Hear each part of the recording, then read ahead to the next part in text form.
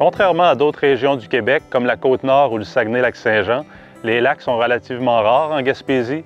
C'est surtout la mer, les monts des Chic-Chocs et les rivières à saumon qui retiennent l'attention. Mais la population de Chandler et des environs est chanceuse d'avoir un beau terrain de jeu à quelques kilomètres seulement à l'ouest de la ville. On est aujourd'hui sur la ZEC des Anses, un territoire de 164 km² bordé au nord et à l'est par la rivière Grand-Barbeau-Nord et au sud et à l'ouest par la rivière Grand-Barbeau-Ouest. Combiné à la réserve de Port-Daniel, située juste à côté, c'est plus de 75 lacs où on peut faire la pêche à la truite à proximité de la route 132. Avec ses chalets, sa rampe de mise à l'eau et son terrain de camping, le secteur du Grand Lac Sept-Îles est de loin l'endroit le plus populaire de la ZEC. Mais c'est aussi un bon point de départ vers des raccoins un peu plus reculés et moins accessibles du territoire. Une des particularités de la ZEC des Anses, c'est qu'on y retrouve encore aujourd'hui des sections de forêts anciennes qui ont survécu à plus d'un siècle d'exploitation forestière. C'est quand même surprenant de se retrouver devant des gros cèdres qui vivaient déjà quand les premiers Européens sont venus s'installer sur le territoire gaspésien.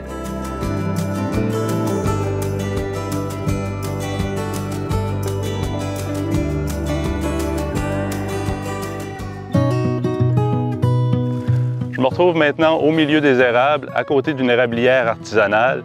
Puis aujourd'hui, j'aimerais parler de l'équipement que j'apporte avec moi lors d'excursions en canot, de randonnées à pied ou même durant du camping d'hiver en tirant un toboggan.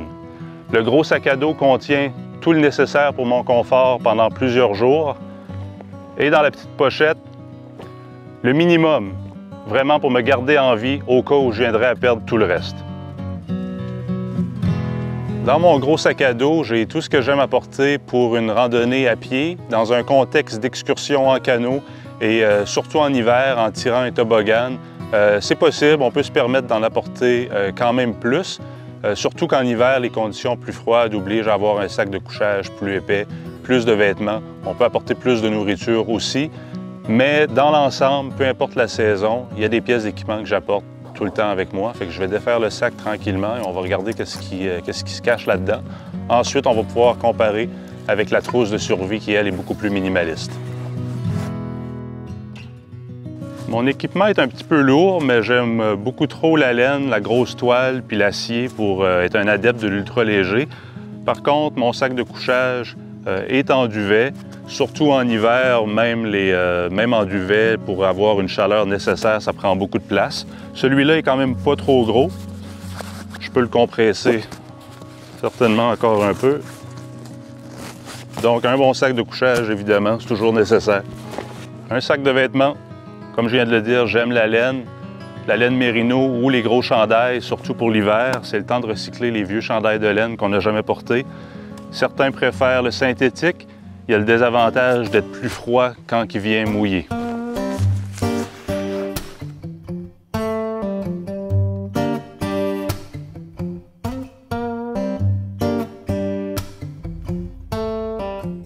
Ici, j'ai une petite tente légère et compacte pour une personne qui a l'avantage de s'assembler sans pôle, mais plutôt avec des branches ou des bouts de bois que je trouve en forêt. À l'intérieur de la tente, le matelas de foam et le matelas gonflable. La grande toile que je traîne partout, la tente en tant que telle n'est pas imperméable, fait qu'avant même de l'installer, c'est la toile qui est assemblée d'abord. Même en été, même quand il fait beau, on dirait que partout où on s'assoit, c'est soit froid ou mouillé. Fait que j'aime bien transporter un petit coussin de foam comme ça, compact, léger, facile à transporter. La majorité des campeurs utilisent des réchauds au gaz.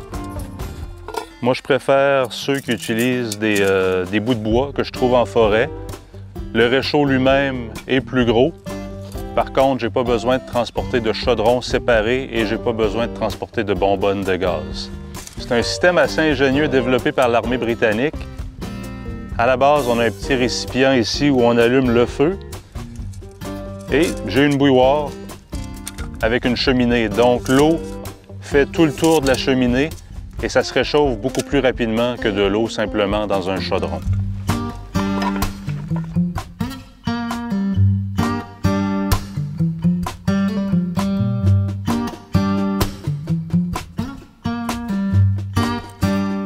Ici, j'ai une petite trousse que j'aime garder en avant de mon sac pleine de petits articles qui peuvent me servir n'importe quand.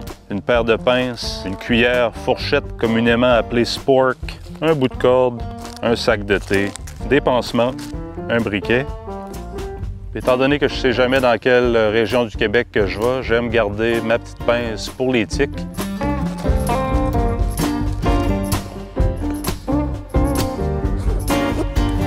Je me garde des pansements dans ma trousse extérieure, mais sinon, pour les blessures un peu plus sérieuses ou foulures, j'ai une trousse de premiers soins plus complète à l'intérieur du sac. Les bouteilles de type Nalgene sont tellement populaires que la plupart des accessoires sont pensés en fonction d'être utilisés en combinaison avec ces bouteilles-là. Ma tasse ici ne prend pas de place à l'intérieur du sac. Je peux simplement rentrer la bouteille dedans. Et mon filtre à eau est fait pour être vissé directement sur la bouteille.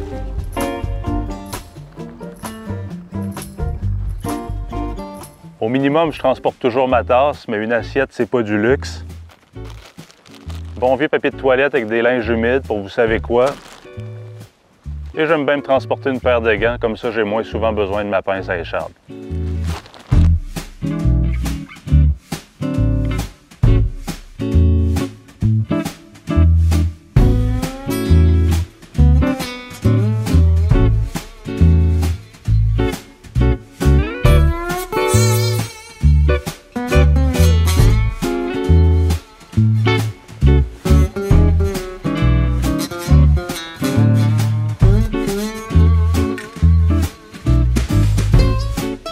Les chances de perdre un sac à dos comme celui-là sont quand même minimes quand on fait de la randonnée, mais c'est quand même bon d'avoir une police d'assurance. Fait que dans mes poches, j'ai toujours une façon de faire du feu, deux en fait. Donc, un briquet dans mes poches ici et la bonne vieille barre de magnésium dans une autre poche. Comme ça, j'ai deux façons de faire du feu et j'ai aussi deux couteaux sur moi, un plus gros à la taille et un plus petit, facile à transporter autour du cou.